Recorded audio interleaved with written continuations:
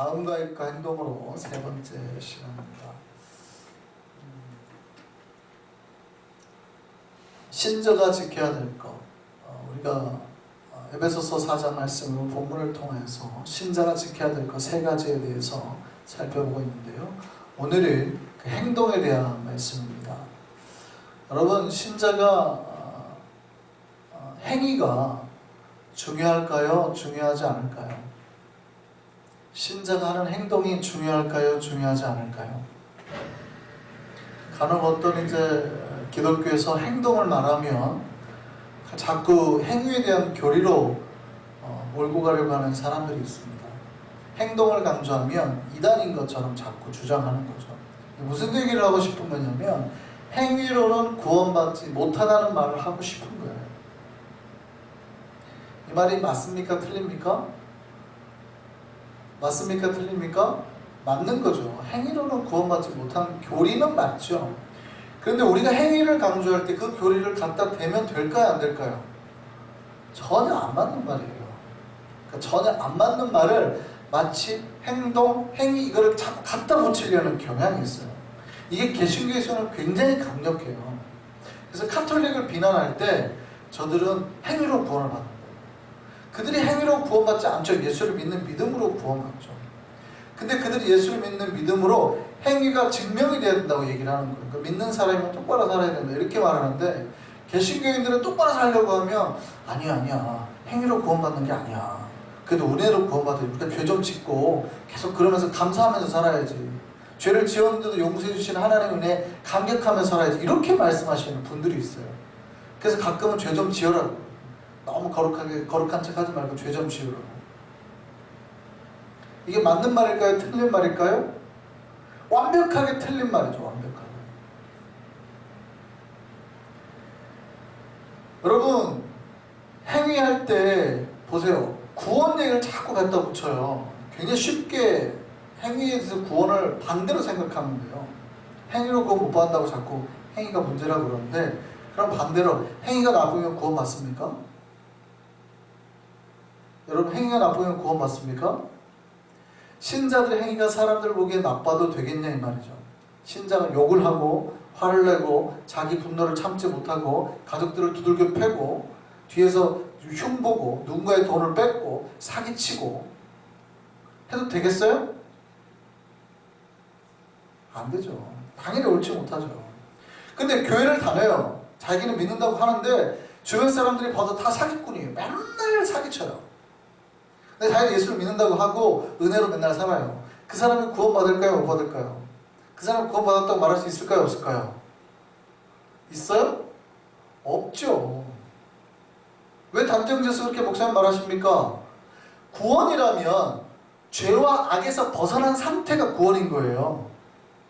근데 그 사람이 죄에서 벗어난 상태예요? 아니잖아요. 사기꾼의 삶이잖아요. 여러분, 교리에서 행위로 구원을 얻지 못한다는 말은 하나님이 인도해 주지 않는데, 하나님의 인도하심이 없는데 인간이 아무리 하나님을 만나고 싶다고 수행을 하고 돈을 닦고 깨끗하게 살아도 하나님 앞에 나아갈 수 없다는 얘기지. 하나님이 끌어주지 않으면 하나님 앞에 나아갈 수 없다는 얘기지. 인간의 자력으로는 하나님 앞에 나아갈 수 없다는 얘기지, 인간이 착하게 살면 안 된다는 뜻이 아니에요. 완전 교리를 잘못 이해하시는 거예요. 은혜 얻은 신자가 이 은혜 얻은 신자의 행위가 엉망이어도 된다는 뜻이 아니다 이 말이에요. 물론 우리는 약하죠. 우리는 약하기 때문에 쉽게 죄를 저지를 수 있습니다. 그러니까 이게 이제 우리의 가장 고통스러운 부분이에요. 우리는 그렇게 그러면 거룩하게 살려고 노력하는데 쉽게 죄를 짓거든요. 근데 여기에서 이제 신자들이 항상 고통스러워하는 것 같아요. 그럼 어떻게 하면 돼요? 빨리 회개를 해야죠. 빨리 회개를 하고 다시 죄를 짓지 않도록 노력해야지. 그래, 우리는 어차피 연약한 존재야 하고 자기의 연약함에 자기의 그런 부당한 행위에 정당성을 부여해서는 안 된다 이 말이에요. 누군가가 잘못한 행위를 하면 돌이켜야지.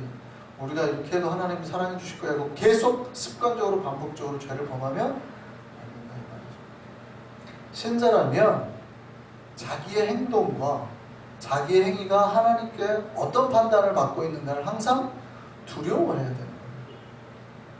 하나님께서 항상 나를 바라보고 계신다는 사실을 인지를 하고 자기 행위를 돌아봐야 된다는 거예요.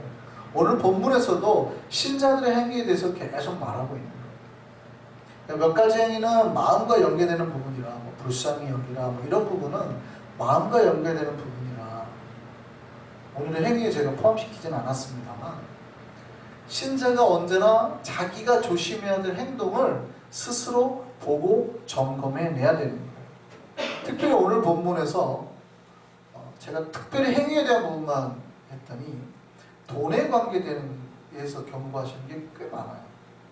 그 첫 번째 오늘 본문에 이겁니다.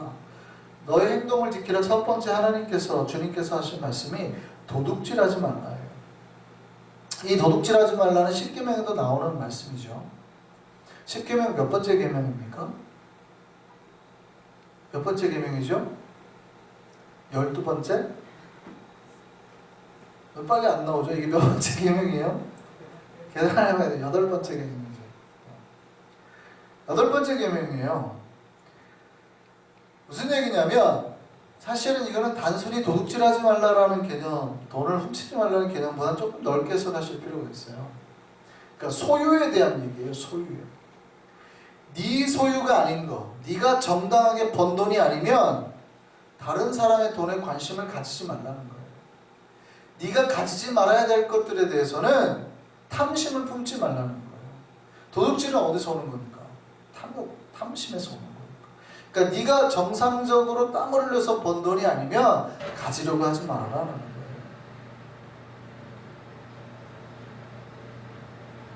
여러분, 우리가 길을 가다가 땅에 금덩어리가 떨어져 있어요. 주워도 될까요? 안 될까요? 주워도 될까요? 안 될까요? 저는 본문 말씀이죠. 여러분이 땀을 흘려서 번 돈이에요. 목사님, 제가 땀 흘려서 번데 이거 주는데 얼마나 했는데요? 땀 흘렸잖아요. 그러면 그 땀 흘린 게 금 한 덩어리 가격만큼 흘린 거예요? 아니죠.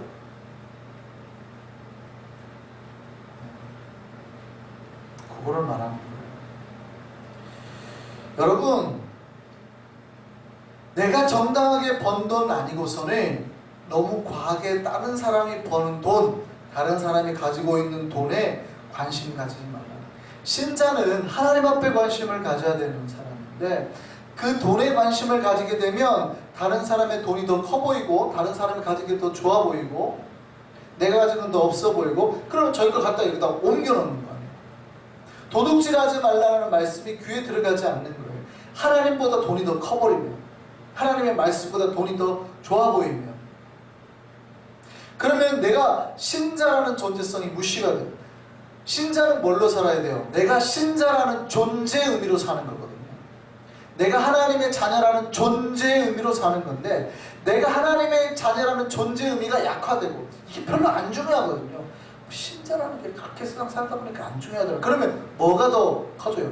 돈을 소유하고 있는 사람이 더 좋아 보이더라고요. 그러면 존재의 의미보다는 뭐가 커져요? 소유의 의미가 커져요. 우리는 존재로 살아야 되는데 소유가 더 좋아 보여요. 교회 안 다니는 사람이라도 큰 부자면 더 나아 보이더라. 우리의 자녀가 교회를 안 다녀도 돈이 많으면 괜찮을 것 같더라. 이런 마음이 우리 마음속에 있다 이 말이죠.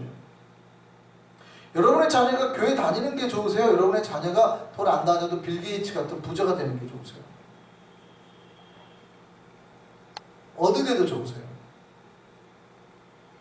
빌 게이츠 같은 부자가 되는 거? 교회 안 다녀도? 그러니까 이게 뭐냐면 어느샌가 우리 마음이, 우리는 신자라는 존재로 살거든요. 하나님의 자녀라는 존재. 근데 하나님의 자녀를 팔아먹어도 돈이 많으면 괜찮다라는 소유라는 욕심에 가득 차게 되는 거예요. 그러면 우리는 뭐가 더 중요해요? 말씀보다, 존재보다 소유가 더 중요합니다. 그러니까 내가 소유를 이루기 위한 욕심의 한 방편이 뭐예요? 그냥 도둑질일 뿐이에요. 사실은 도둑질하는 것 뿐이에요. 여러분, 오늘 본문 말씀에 도둑질하는 하지 말라는 말씀은 단지 다른 사람 거 물건 훔치지 말라는 게 아니라 네가 소유하는 방법에 대해서 조심하라는 것입니다. 돈을 소유하는 방법. 정당하지 않게 돈을 소유하는 게 죄라는 것을 깨달으라는 거예요. 오늘날 우리가 살 때 도둑질인지 아닌지 결정하기 힘든 게 많아요. 그게 바로 불로소득이죠. 우리가 땀을 흘리지 않고 얻어들이는 돈들. 아까 말했던 여러분이 길 가다가 금덩어리가 하나 주어져 있을 때 줍는 게 이게 뭐예요? 이게 불로소득이거든요. 이 불로소득이 하나님 앞에서 정당할까요? 정당하지 않을까요? 참 말하기가 힘든 거죠. 여러분 길 가다가 100불이 떨어지면 죽을 거예요? 안 죽을 거예요? 근데 그게 불로소득일까요? 아닐까요? 애매하죠? 애매해요. 제가 그것까지 막 죄라는 것까지 말하기는 힘들죠. 옛날에는 주식, 증권 이런 것도 신자들에게 되게 하지 말라고 했던 때가 있어요. 분위기가. 불로소득이에요. 근데 요즘에는 이제 투자의 개념이 들어가기 때문에 그것까지 금하는 데는 많지는 않을 것 같습니다만 조심스럽기는 해요. 그러니까 내가 정당하게 벌지 않고 들어오는 돈들에 대해서는 경계를 할 필요가 있어요. 하나님이 기뻐하지 않을 수도 있다는 어느 순간 하나님이 기뻐하지 않을 수도 있다. 그래서 오늘 본문에 신자의 행위에 대해서 너희에게 들어오는 돈 이거를 아주 조심하라는 말이에요. 그럼 두 번째로 우리에게 들어오는 돈만 조심하면 내가 열심히 번 돈이면 다 내 걸까? 아니죠. 그래서 오늘 본문에 뭐라고 그러냐면 첫 번째는 도둑질하지 말라라고 말하고 난 다음에 도둑질하지 말고 그 다음에 이렇게 뭐라고 말하냐면 돌이켜 가난한 자에게 구제할 수 있도록 자기 손으로 수고하여 선한 일을 해라. 이렇게 권면합니다. 많은 신자들이 내가 그러면 도둑질 안 하고 번 돈이면 다 괜찮네요. 내 거네요. 내 마음대로 써도 되겠네요. 라고 생각을 해요. 근데 성경은 그렇게 하지 말라라고 권면하는 거죠. 너희가 번 돈이라 하더라도 너희가 열심히 번 돈 중에서도 가난한 자들을 위해서 나눠주는 걸 잊지 말아라. 특별히 할 수 있으면 자기 손으로 직접 수고해서 선한 일을 하도록 해라. 무슨 얘기입니까? 내가 번 돈이라고 해도 너만을 위해서 자신만을 위해서 사용하지 말고 나보다 더 약한, 이게 좀 애매해요. 나보다 더 약한, 어쩌면 나보다 수입이 좀 더 작은, 아주 가난하지 않아도 그런 사람에게 위로의 어떤 도움의 손길을 내밀 수 있어야 된다는 거예요. 특별히 할 수만 있으면 자기 손으로 수고해서 그들에게 배려하고 나누라고 말씀하시는 거죠. 이런 신자의 행위, 이런 신자의 행위가 하나님 앞에 다 증명이 된다는 거예요. 보여진다는 거예요. 물질 말고도 또 우리에게 말씀하시는 게 있습니다. 특별히 우리 행동에 대해서 말하는 것 중에 하나가 있는데 세 번째가 친절하라. 여러분, 하나님을 만난 사람이 친절해야 될까요? 불친절해야 될까요? 친절해야 됩니다. 믿으셨으면 좋겠습니다. 안 친절하면 친절하시도록 바꾸셔야 되는 겁니다. 여러분, 신자가 하나님을 만난 사람 중에 불평, 불만, 아니면 불친절, 말투가 아주 거칠어요. 그래도 괜찮을까요? 괜찮지 않을까요? 여러분이 장사를 하는데 손님한테 사시려면 사시고 왜 이렇게 오래 보는 거예요? 안 사는 거는 안 샀으니까 당신 옷 아니잖아요. 사면은 이렇게 흔들어도 안 살려면 이 옷 흔들지 마세요. 라고 말하면 기분이 좋을까요? 나쁠까요? 하물며 신자가 불친절해요. 만나는 사람들에게 맨날 짜증을 내고 투툴대고 불만을 내게 하고 괜찮을까요? 괜찮지 않을까요? 안 괜찮은 겁니다. 여러분, 제가 말씀드렸죠. 하나님 말씀 어기는 게 뭐라고요? 하라 그랬는데 하지 않고 또 하지 말라고 했는데 하고, 이게 죄라 그랬잖아요. 오늘 본문 말씀에 뭐라고 그래요? 친절하라 그래요. 친절하라. 그런데 친절해야 되는데 우리가 친절하지 않으면 우리에게는 지금 우리가 하나님의 말씀을 어기고 있는 거예요. 어려운 일인 줄 알아요. 그렇지만 그렇게 하기 위해서 노력해야 되는 거예요. 제가 한국에서 잠깐 쉴 때, 미국 오기 전에 잠깐 텀이 있을 때 미국에 있는 제가 가고 싶은 교회들, 미국에 한국에 있는, 서울에 있는 가고 싶은 교회들을 주일마다 다 찾아다녔습니다. 제가 굉장히 좋아하는 그 한국의 5 성내에 꼽히는 저의 영적인 멘토 목사님들 있는데 그 중에 몇 분이 이제 서울에 계시니까 제가 이제 찾아갔어요. 굉장히 멀었는데, 제가 살던 데가 굉장히 멀었는데 버스를 타고 뭐 한 1시간 반 이상을 찾아서 갔어요. 주일날. 그리고 뭐 지하철 타고 어떻게 그렇게 겨우 갔는데 예배를 드렸죠. 힘들게, 거기 되게 멀어가지고 힘들게 갔어요. 그리고 예배를 드렸어요. 예배 드리고 다 좋았어요. 말씀도 좋고. 예배를 드리고 딱 나왔는데 이제 목사님이 앞에 서 계시고 나갈 때 인사를 하잖아요. 근데 제가 아직도 그게 안 잊혀집니다. 목사님이 생각보다 방송에서 보는 것보다 키도 크셨고 악수를 딱 하는데 그때 표정이 너무 차가웠어요. 물론 그 시기가 그 목사님 되게 힘들었던 시기였거든요. 제가 압니다. 힘들었던 시기였던 것 같은데 그 예배를 마치고 나가는 성도, 제가 처음 온 사람인 걸 알았던 것 같아요.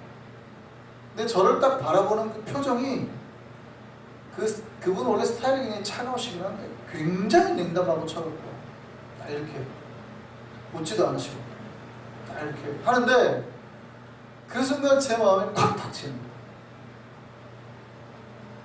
조금만 반갑습니다 라고 해주거나 했었으면 좋았을 텐데 정말 시종일관 표정이 하나 탁 굳어가지고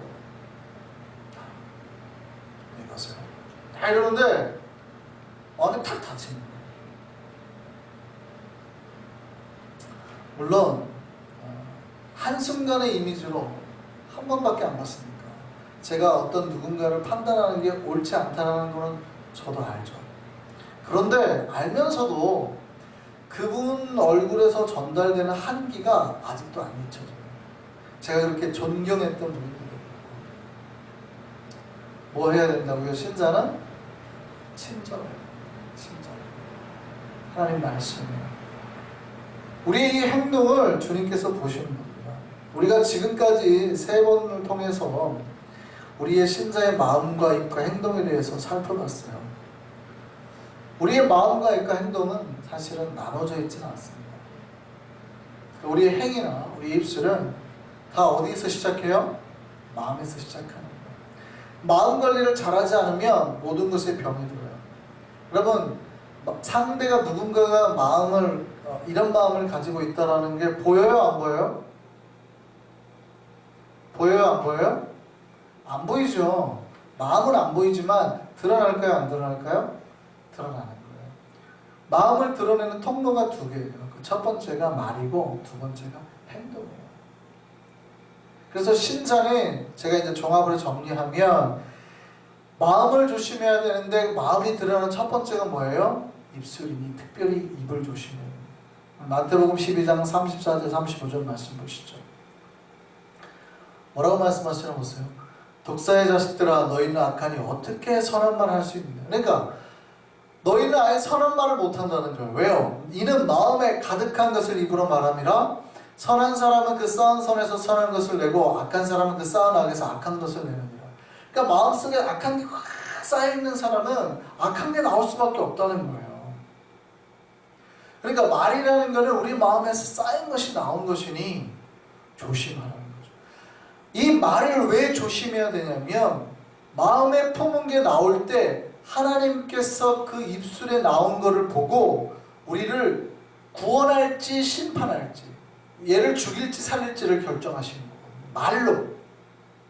그러니까 마음에 쌓인 것보다는 하나님께서 그가 입에서 나오는 말로 얘를 죽여 살려, 얘를 구원시켜 말어를 결정하신다는 거예요. 마태복음 12장 36절 37절 말씀 한번 보시죠. 그래서 이렇게 말씀하세요. 내가 너에게 이르노니 사람이 무슨 무익한 말을 하든지 심판날에 이에 대하여 신문을 받으리니 네 말로 의롭다함을 받고 네 말로 정죄함을 받으리라. 우리가 네가 어떠한 말을 하더라도 이 말로 네가 마지막 날에 다 심판을 받게 되는 거야. 그러니까 네가 한 말로 네가 의롭다고 받든지, 네가 한 말로 네가 죄가 있다고 하면 받든지, 쉽게 말하면 네 말로 네가 구원을 받든지, 네 말로 네가 지옥 가든지 심판받든지 이렇게 되는 거야. 여러분, 우리가 하나님 앞에 드러내는 것들이 찬양이나 기쁨이나 하나님 앞에 감사하면 얼마나 복을 받겠어요. 아멘입니까? 그런데 우리가 하나님 앞에 내는 것들이 불평이고 불만이고 누군가를 욕하는 거고 비방하는 거고 이런 거면 하나님이 그걸 보고 잘했다 그러겠어요? 너희 어쩌려고 그러냐 이러겠어요? 우리의 마음이 다 드러나 버린단 말이에요. 하나님 다 드러나 버려요.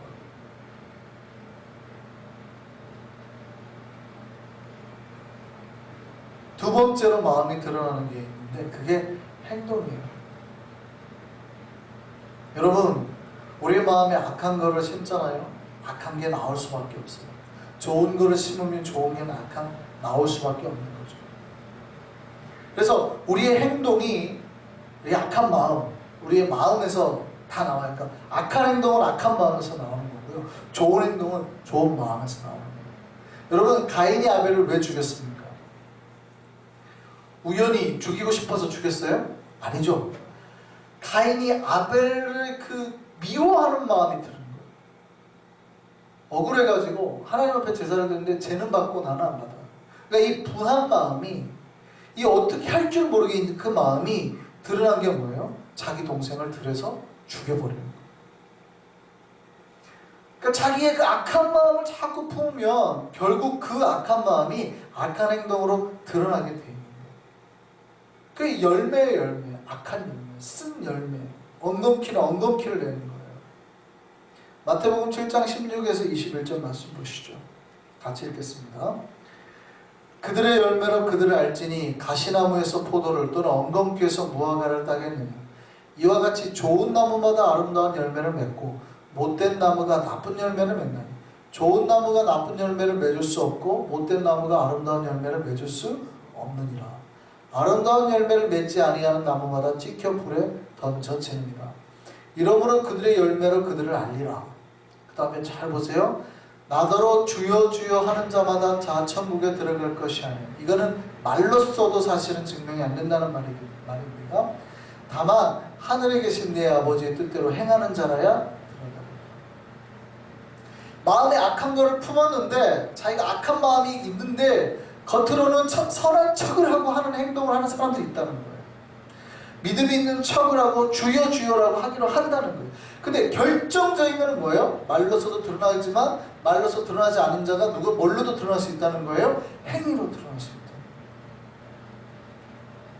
절대 좋은 나무가 나쁜 열매를 맺을 수가 없어요. 반대로 말하면 나쁜 나무가 말로는 주여 주여 하고 좋은 나무인 척해도 좋은 열매를 맺을 수가 없어요.